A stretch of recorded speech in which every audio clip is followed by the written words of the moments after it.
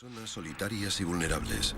En aquellos momentos, lo único que me pasó por la cabeza fue ¿qué es esto? Porque jamás había visto nada igual.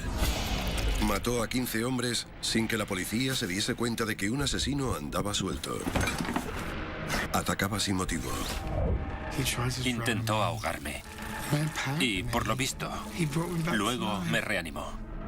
Su brutalidad sorprendió incluso a los investigadores más insensibles. La escena desprendía un olor maligno, me transmitía maldad. ¿Quién fue el asesino en serie más macabro que merodeó por las calles de Londres?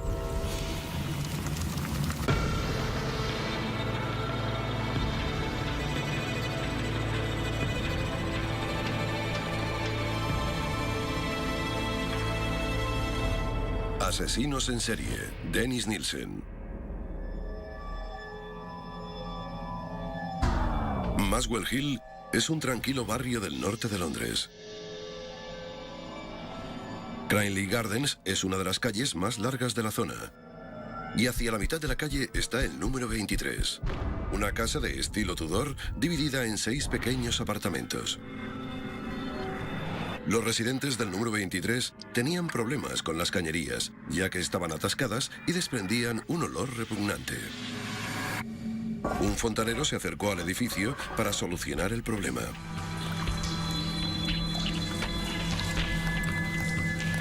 Al principio no encontró ningún motivo que justificase la obstrucción de las cañerías. Entonces, algo llamó la atención del fontanero. ¡He encontrado algo! Un extraño montón de carne y huesos obstruía el alcantarillado. El fontanero jamás había visto nada igual. ¿Qué es esto? Creía saber lo que había encontrado, así que llamó a la policía. La noticia del extraño hallazgo no tardó en llegar hasta Peter Jay, el inspector jefe. Fue uno de esos días que jamás podré olvidar. A primera hora, recibí una llamada del oficial de servicio del turno de mañana y me preguntó si podía ir al número 23 de la calle Cranley Gardens, en Muswell Hill, porque había encontrado algo que no le gustaba nada en unas cañerías. Al llegar al escenario, le enseñaron los trozos de carne y huesos. Casi de inmediato se temió lo peor. Cuando miré de cerca aquellos restos, tuve el presentimiento de que eran humanos, porque los huesos medían entre 7 y 8 centímetros de largo. Tenían un nudillo en cada extremo y parecía encajar con la forma de la mano humana.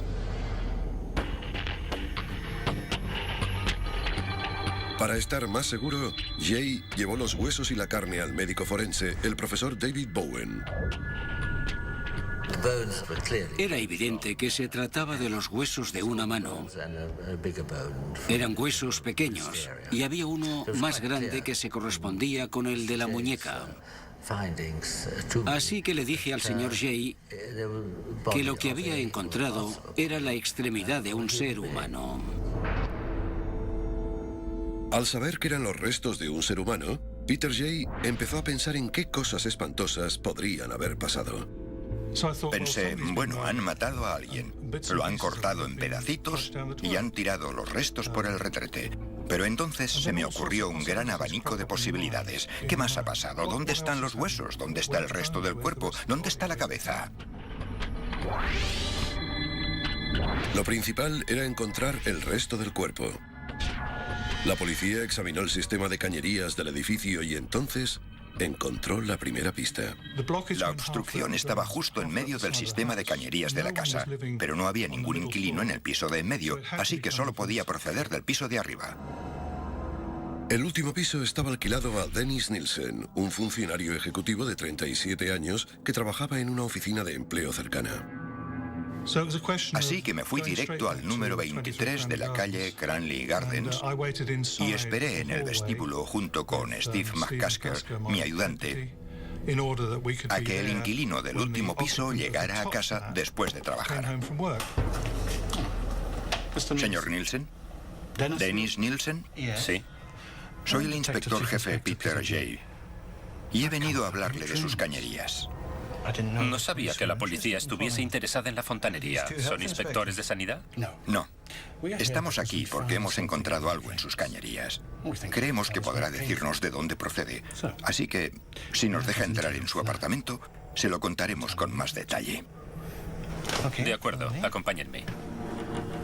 Nada podría haber preparado a Peter Jay para el terrible secreto que encontraría tras la puerta de Nielsen. Asesinos en serie, Dennis Nielsen. Asesinos en serie, Dennis Nielsen.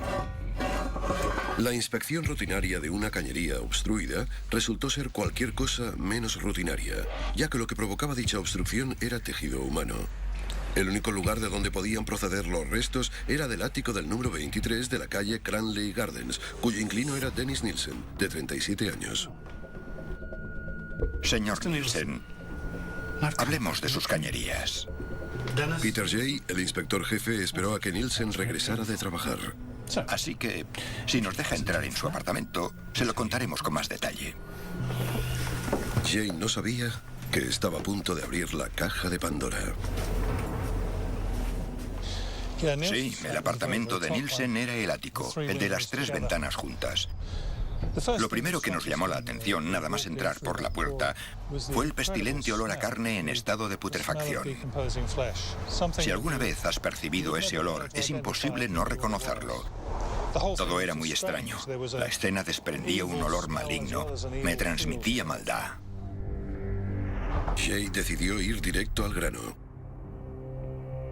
Lo primero que le dije a Nielsen cuando entramos en el apartamento fue: las cañerías están obstruidas por restos humanos. Y él me dijo: Madre mía, es terrible. La extraña tranquilidad de Nielsen inquietó a Jay. En aquel momento pensé: ¿en qué demonios está pensando este tal Dennis Nielsen? ¿Qué es todo esto? ¿Cómo lo trato? ¿Todo saldrá bien? ¿Se volverá loco de repente? Di unos pasos hacia adelante. Acerqué mi cara a la suya, lo miré directamente a los ojos y le dije: no me haga perder el tiempo. ¿Dónde está el resto del cuerpo? He dicho: ¿de dónde está el resto del cuerpo? Y Nielsen contestó: Vale, está bien. Está en las bolsas de basura que hay en el armario de la habitación de al lado. Se lo enseñaré. Lo más extraño de todo fue que a medida que iba hablando, nos íbamos creyendo todo lo que decía. Como inspector sé que lo normal es coger con pinzas toda la información que recibes. Pero con Nielsen fue distinto. Desde un principio nos creímos todo lo que nos dijo.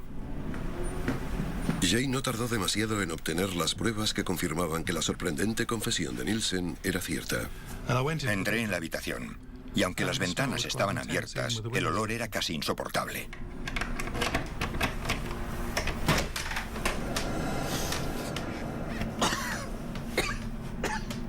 Inmediatamente notamos el olor familiar de la carne en estado de descomposición. Era terrible.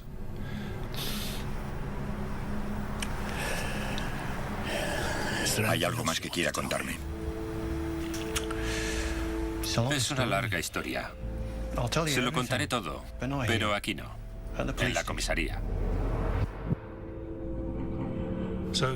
Fue tan sencillo como llevar a Nielsen a la comisaría e iniciar una investigación por asesinato.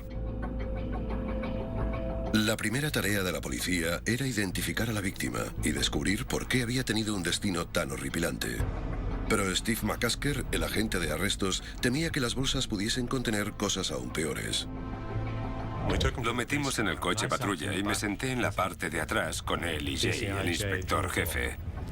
Empecé a pensar en los 2 sacos y había algo que no me cuadraba. Pensé: esos sacos son enormes. Así que, si ahí dentro hay una persona muerta, debe de ser muy grande. Después le dije a Nielsen: ¿de cuántos cuerpos estamos hablando? ¿De 1 o de 2? Y contestó: no. Quizás haya unos 15 o 16. Es un gran peso que me he quitado de encima. Recuerdo que Peter estuvo a punto de tener un accidente con el coche. Lo dijo de un modo tan escalofriante que supimos que no estaba bromeando. No teníamos ni esposas ni porras y de repente nos dimos cuenta de que estábamos sentados con un asesino. Como no teníamos esposas, lo agarré de la chaqueta para que no pudiera escaparse del coche.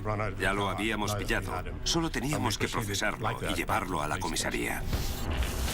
Nielsen ya estaba en comisaría, así que Jay, el inspector jefe y los criminólogos regresaron a Cranley Gardens. A medida que iban examinando las habitaciones del apartamento de Nielsen, iban descubriendo secretos espeluznantes. Encontramos los restos de 3 personas en las bolsas que tenía en su habitación. Había cortado los cuerpos en 5 partes. La parte superior y la parte inferior del torso estaban separadas y les había cortado la cabeza. Llevaron los restos desmembrados al depósito de cadáveres Hornsey, donde el médico forense, David Posen, unió las partes de los diferentes cuerpos. Lo que más me sorprendió fue que la separación de los huesos del esqueleto, tanto de las extremidades superiores como inferiores, parecía estar hecha por un profesional.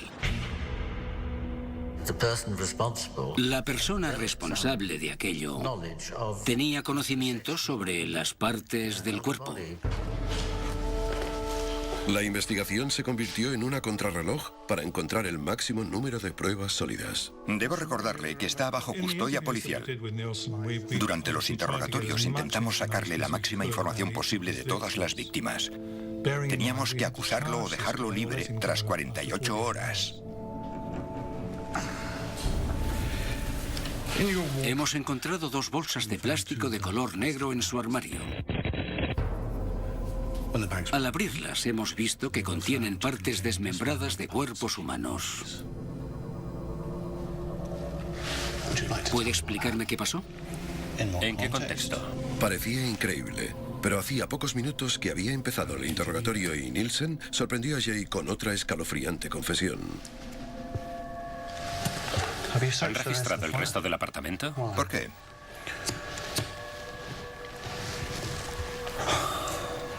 Hay más cuerpos en la caja de madera y debajo de un cajón del baño. En total son los restos de 3 personas. La policía encontró la mitad del cuerpo de un hombre en un cajón del cuarto de baño. Al abrir la caja que había en la sala de estar, descubrió otro torso con las piernas parcialmente diseccionadas, un cráneo y varios huesos. En total, los restos de 3 personas. Una de las víctimas llevaba pocos días muerta. Otra llevaba 9 meses muerta y la otra había muerto hacía 18 meses. Por eso, hacía tanto tiempo que tenía problemas con la descomposición y los olores. Mientras trasladan los restos al laboratorio forense, Cuando los medios de comunicación se enteraron del brutal descubrimiento, la prensa fue directa al norte de Londres. Y no tendremos ningún resultado hasta finales de esta semana. Martin Hunter Craig, el antiguo novio de Nielsen, supo inmediatamente de quién hablaban en las noticias. Estaba en un hostal de Dean Street, Londres, cuando oí en las noticias que habían arrestado a un hombre por asesinato en Cranley Gardens, en la zona noroeste de Londres. Inmediatamente supe que tenía algo que ver con Des. Fui a verle 2 días antes y algo no iba bien. No me dejó entrar en el apartamento y mientras hablaba conmigo dejó la puerta medio abierta. Me dijo que había alguien en el apartamento, pero el olor que salía de allí dentro era insoportable y de un modo rotundo me dijo: no entres. Jamás lo había visto así. Cuando oí la noticia por la radio, simplemente lo supe.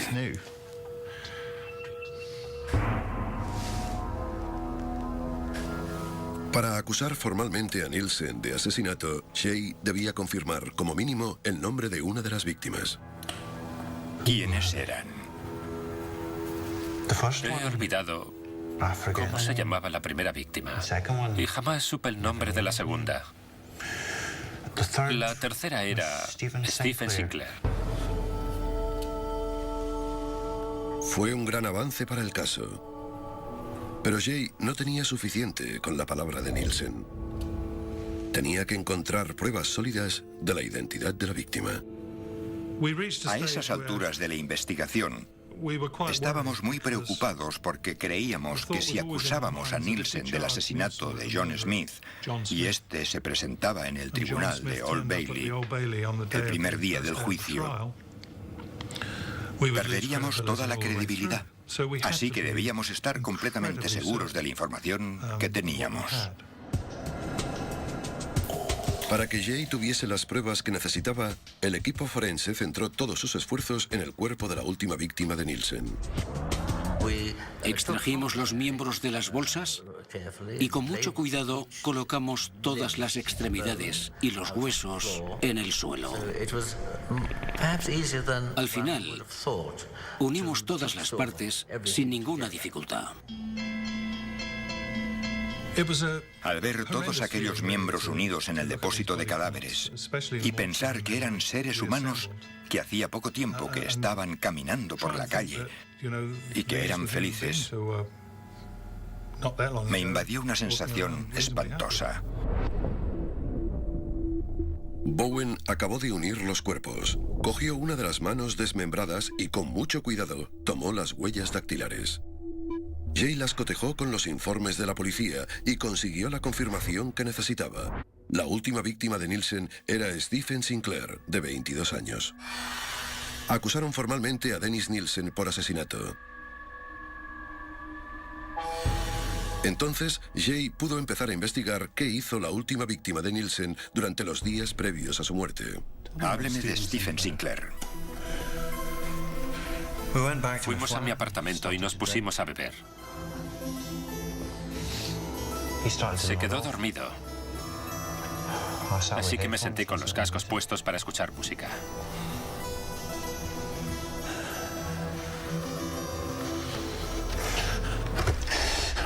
Empecé a recordar varias imágenes. Sabía que tenía que matarlo. La combinación entre el alcohol y la música me hizo llorar. ¿Cómo estás? ¿Stephen? Tranquilo. Sigue durmiendo.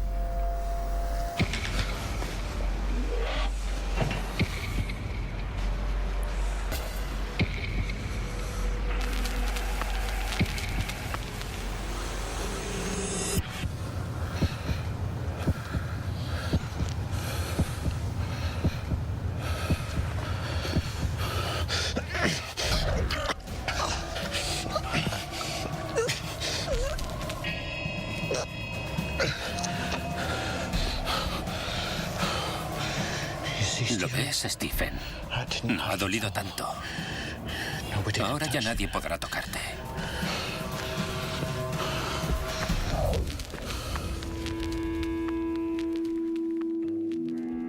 Tras el arresto de Nielsen, la policía encontró el arma casera que había usado para estrangular a Stephen Sinclair. Este fue uno de los instrumentos que usó para estrangular a su última víctima. Es una corbata con un trozo de cuerda. Dijo que mató a casi todas sus víctimas con una corbata. De hecho, al final de la confesión nos gastó una broma y dijo: antes tenía 15 corbatas y ahora solo me queda un alfiler en una. Así era su sentido del humor.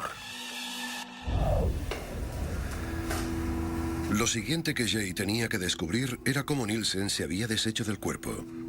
No recuerdo nada más hasta que me desperté a la mañana siguiente. Seguía estando en el sillón. Y estaba muerto. ¿Qué hizo cuando vio a Sinclair muerto en el sillón?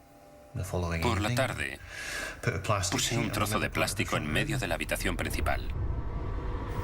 Cogí el cuerpo, lo puse encima del plástico y cogí un cuchillo de cocina muy largo. Brotaba muchísima sangre e incluso se acabó manchando la alfombra.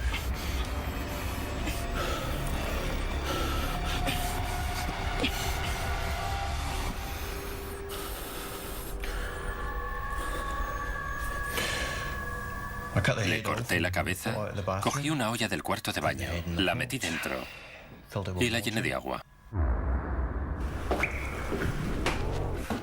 Nielsen dio detalles sobre cómo hirvió las partes desmembradas del cuerpo para separar la carne de los huesos.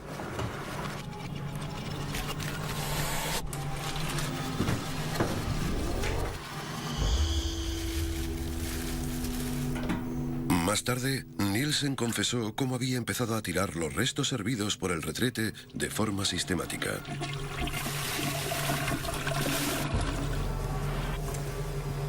La policía siguió reconstruyendo el caso contra Nielsen y centró su atención en intentar identificar a las otras víctimas. El rastro de muerte y mutilación estaba a punto de alargarse aún más. Asesinos en serie, Dennis Nielsen. Asesinos en serie, Dennis Nielsen.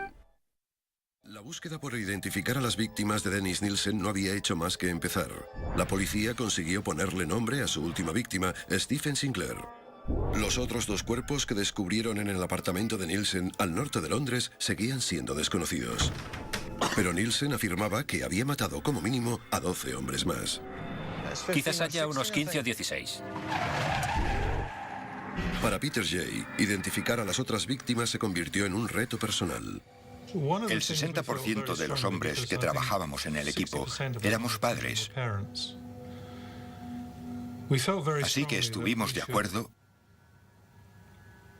en llevar la investigación hasta el límite, ya que nos sentíamos en deuda con los padres cuyos hijos habían sido víctimas de Nielsen. Así que trabajamos bajo mucha presión. Teníamos la pretensión de llegar lo más lejos posible para que al final del camino pudiéramos hablar con los padres y decirles: tu hijo era una de las víctimas o tu hijo no era una de las víctimas. Para descubrir qué les había pasado a los otros hombres que Nielsen había matado, la policía se centró en su antigua dirección, la avenida Melrose. Hemos registrado el apartamento de Cranley Garden, pero creo que le ha dicho a mis agentes que antes vivía en Willesden Green. Sí. Vivía en la planta baja y era el único que tenía acceso al jardín. ¿Y qué encontraremos allí? A menos que los contratistas lo hayan limpiado todo, debería haber pruebas de los restos de 12 o 13 personas más.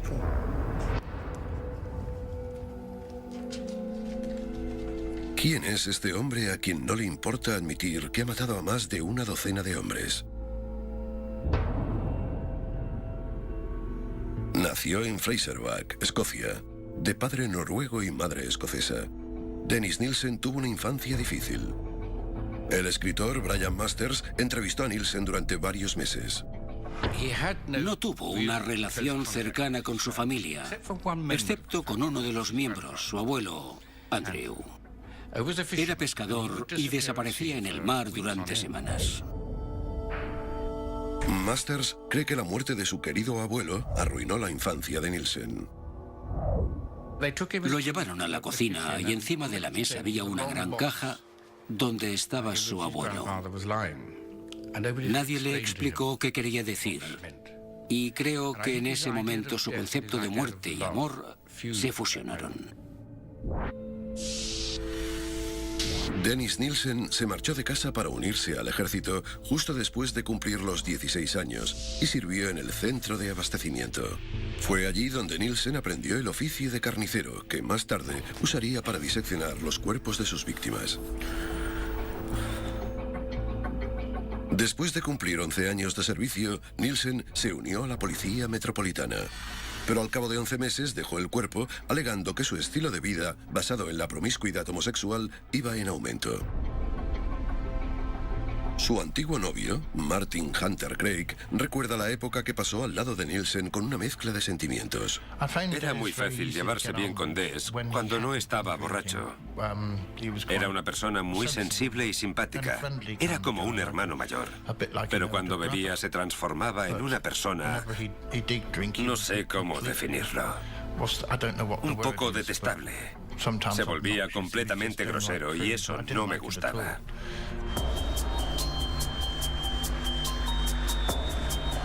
Antes de que lo arrestaran, trabajaba como funcionario ejecutivo en una oficina de empleo en el norte de Londres.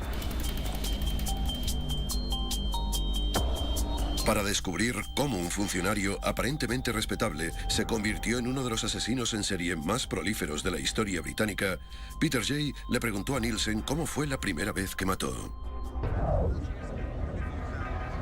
Nielsen recordó cómo había empezado todo durante la Nochevieja de 1978. Después de beber considerablemente, Nielsen regresó a su apartamento con un joven. Más tarde, Nielsen le contó al escritor Brian Masters que al despertar, tomó la decisión que cambiaría el resto de su vida. Nielsen dijo que le sorprendió la cantidad de fuerza que brotó de su cuerpo después de tomar la decisión. Dijo que la decisión la tomó desde el interior y que se dejó llevar.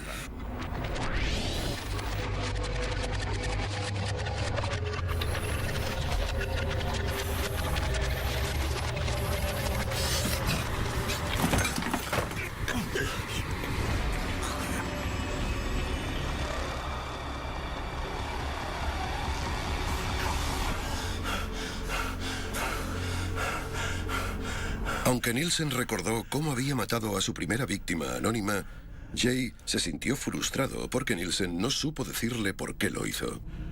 Estábamos frustrados, así que pensamos en todas las posibilidades que podían haberle llevado a matar a esa persona. Detrás de un asesinato siempre hay un motivo, pero en este caso no fue así. Brian Masters habló con Nielsen durante varias semanas y llegó a la conclusión de que Nielsen quería ocultar el motivo que lo empujó a cometer el asesinato. Después de hacerlo, sintió un gran consuelo y aunque parezca sorprendente, creo que él mismo usó la palabra benevolencia. Nielsen trató como algo bonito lo que hoy en día se conoce como cadáver. Cuidó de él. Tenía la mente perturbada y se aseguró de que el cadáver estuviera cómodo. Lo sentó en el sofá delante del televisor. Cuando volvía de trabajar se encontraba con el cuerpo en el sofá y se ponía a hablar con él. ¿Sabes lo que me ha pasado hoy? Era como el sustituto del compañero que le faltaba. Le gustaba tener cerca a la muerte. Le agradaba la compañía de los cadáveres. Nielsen admitió que cuando tenía visitas escondía su retorcido secreto bajo las tablas del suelo. Ahora lo pienso y creo que tenía a un par de personas bajo las tablas del suelo. La gente me dice, viviste mucho tiempo con ese hombre, ¿por qué no miraste aquí o allí? Bueno, sí que miré. Guardaba la ropa en el armario y no había bolsas. Evidentemente, cuando todo eso pasó yo no estaba en casa. Supongo que empezó a guardarlos bajo las tablas del suelo en el jardín o quizás los tiraba por el retrete, pero se deshizo de los cuerpos. Nielsen compartió piso con el cadáver de su primera víctima durante 6 meses y ni tan siquiera sabía su nombre. Entonces, Jay le preguntó a Nielsen sobre su segunda víctima. Esta vez Nielsen sí que recordaba el nombre, un nombre demasiado familiar para Peter Jay. El segundo fue Ken Ockendon. Un chico llamado Kenneth Ockendon había desaparecido hacía un tiempo. Era un turista de clase alta que se había esfumado de la faz de la tierra.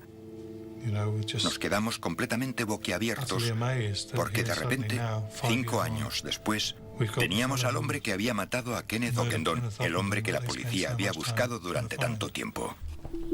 El equipo forense buscó huellas dactilares en el apartamento de la avenida Melrose, pero no descubrió nada que corroborase que la segunda víctima de Nielsen fuese Kenneth Ockendon.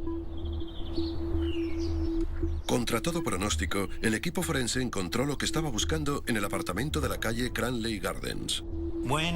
Cuando Nielsen se marchó de la avenida Melrose, se llevó todas sus pertenencias y una de las cosas que cogió fue un callejero de Londres.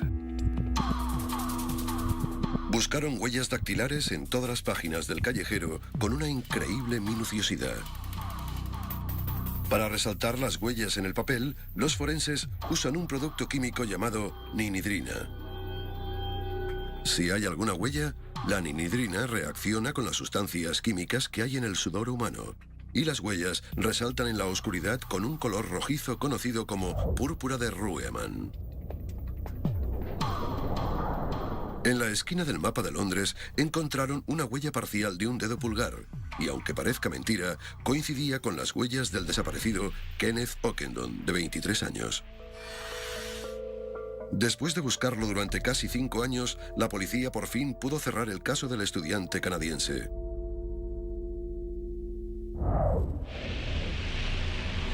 Jay solo tenía identificadas a 2 de las 15 víctimas, así que presionó a Nielsen para que intentara recordar todo lo posible sobre los otros asesinatos. ¿Puede pensar en algo que nos ayude a identificar a este hombre?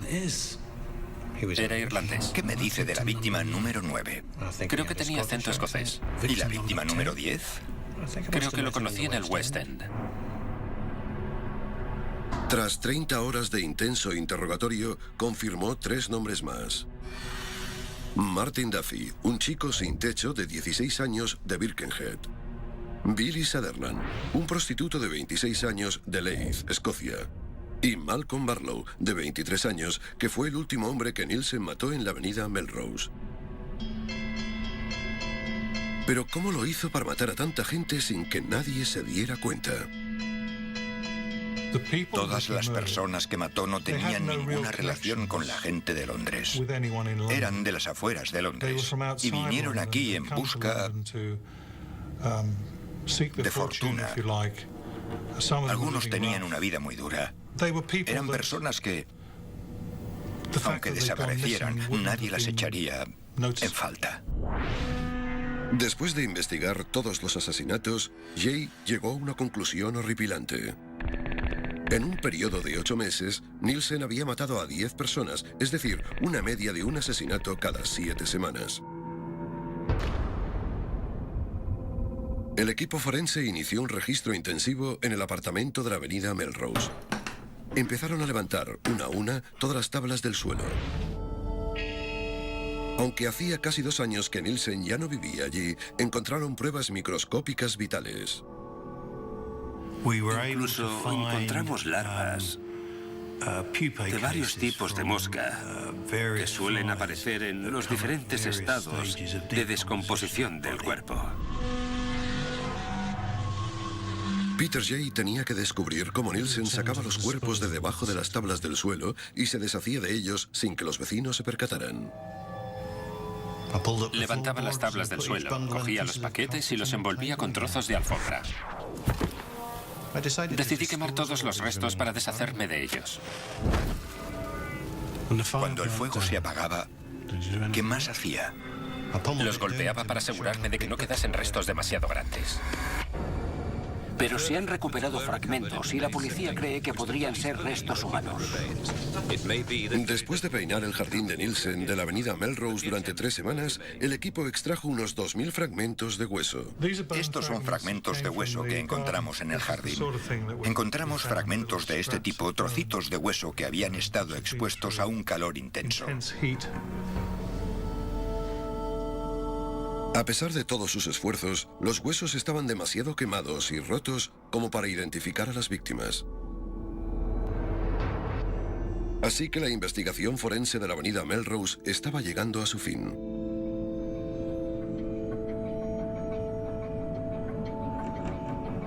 Pero entonces, la policía encontró algo muy interesante. Durante el transcurso de otra investigación, la policía identificó un hombre que había sobrevivido al ataque de Nielsen. Era Carl Stotter, de 21 años. Lo entrevistaron en 1983 y Stotter recordó la noche en que Nielsen intentó matarlo. Me dormí. Y cuando me desperté, estaba intentando estrangularme.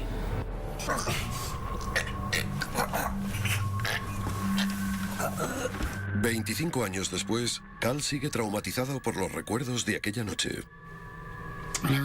Recuerdo que estaba apoyado sobre mi espalda y que intentaba asfixiarme.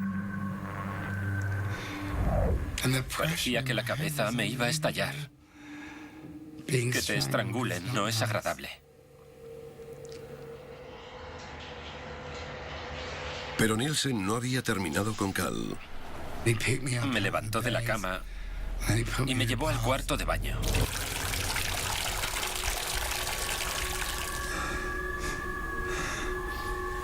Entonces, intentó ahogarme.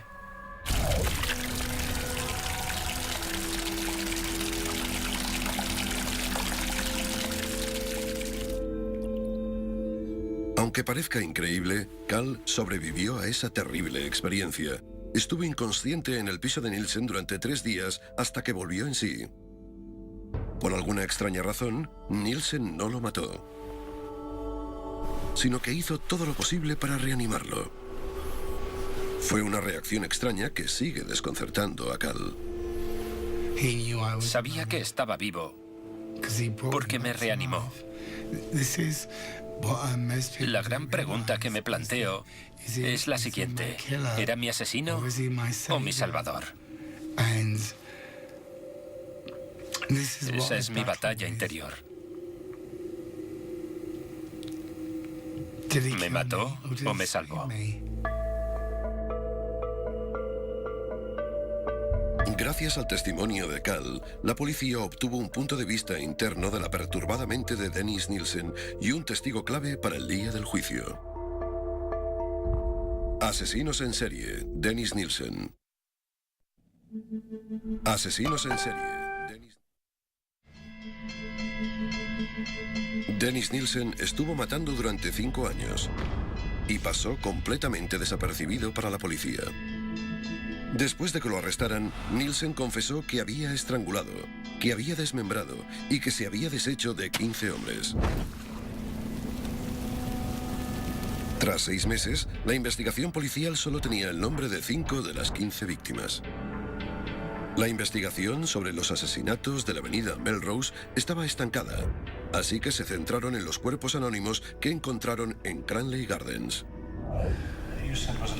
Nielsen no lo tenía claro, pero creía que uno de los hombres que había matado se llamaba John y que había sido soldado de la Guardia Real. Dijo que era de High Wycombe. Se sentó y se puso a beber. Para poder llegar al final del caso, enviamos un equipo para que revisara el registro de guardias y buscara a un tal John de High Wycombe. Pero seguimos la pista a todos los Johns que encontramos y todos estaban vivos. Tardamos 3 o 4 meses en darnos cuenta de que jamás fue soldado de la Guardia Real. En ese momento la investigación se desvió hacia la zona West End de Londres, donde Nielsen captó a muchas de sus víctimas. Después de revisar los informes policiales, consiguieron una lista de 40 hombres llamados John y que eran de High Wycombe. Así que fue el equipo forense quien tuvo que reducir esa lista hasta quedarse con un solo nombre. Se analizaron los trozos de músculo que estaban unidos a los huesos desmembrados y a partir de ahí se obtuvo el grupo sanguíneo de la víctima. Al comparar esa información con los informes de la policía, pudieron confirmar que el nombre de la 13ª víctima de Nielsen era John Howlett. Para Cal Stotter, la noticia fue como una bomba. Mi madre trabajaba con su padre. Y mientras Nielsen estaba intentando matarme, él estaba muerto dentro del armario.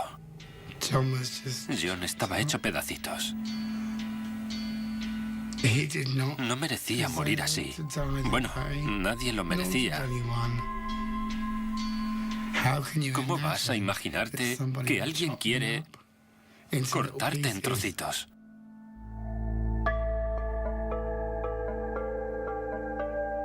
A esas alturas, la policía tenía los nombres de 6 de las 15 víctimas de Nielsen.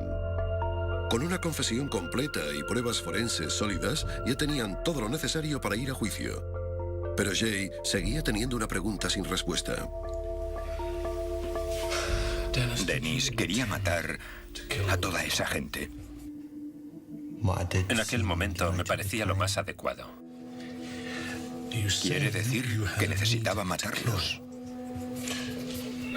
En algunos casos, justo en el momento cumbre, sentía que el único motivo de mi existencia era matar a esa persona. Por eso tenía que hacerlo.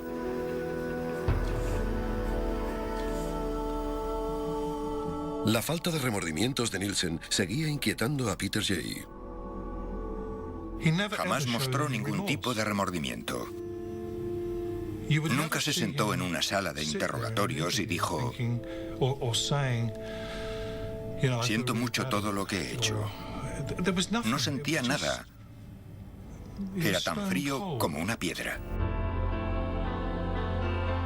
El juicio de Dennis Nielsen empezó el 24 de octubre de 1983. Justo unos días antes de que la causa se sobreseyera, la policía logró ponerle nombre a la tercera y última víctima de Cranley Gardens. Graham Allen, de 28 años. Pero el juez dijo que las pruebas habían llegado demasiado tarde como para usarlas contra Nielsen. Después de que salieran los nombres de Kenneth Ockendon, Malcolm Barlow, Martin Duffy, John Howlett, Billy Sutherland y Stephen Sinclair, el juez le preguntó a Nielsen cómo se declaraba del cargo por asesinato. Aún hoy en día, Peter Jay sigue sin creer lo que Nielsen contestó. Aunque tenía asistencia jurídica, hizo lo que quiso y decidió declararse no culpable por asesinato, alegando responsabilidad disminuida. Reconoció todas las muertes, pero no admitió haberlos matado con premeditación y alevosía. Nielsen esperaba salir con el menor cargo posible por homicidio. El juicio duró unas 2 semanas. Para Cal Stotter, volver a recordar el momento en el que se enfrentó a su agresor durante el juicio es una experiencia terrible. Fue una pesadilla. No sabía qué iba a pasar.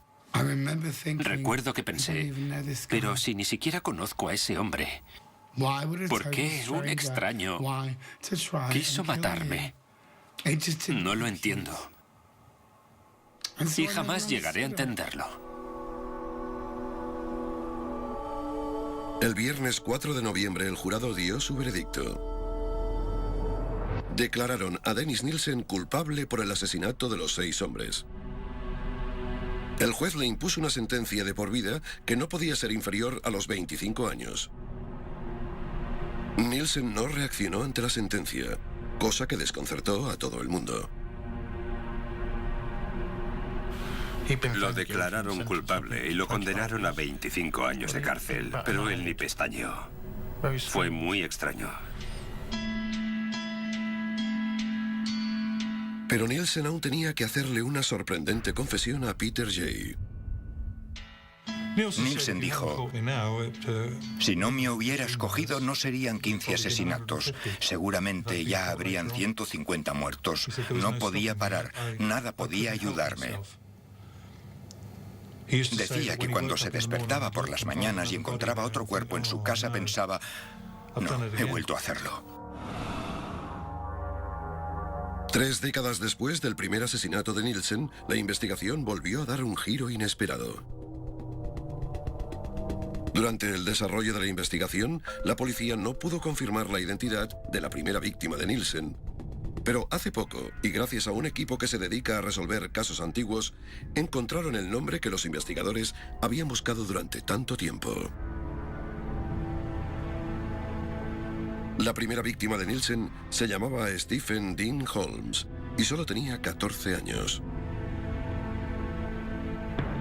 En 2006, tras una revisión judicial, informaron a Dennis Nielsen de que jamás optaría a la libertad condicional y que pasaría el resto de su vida entre rejas.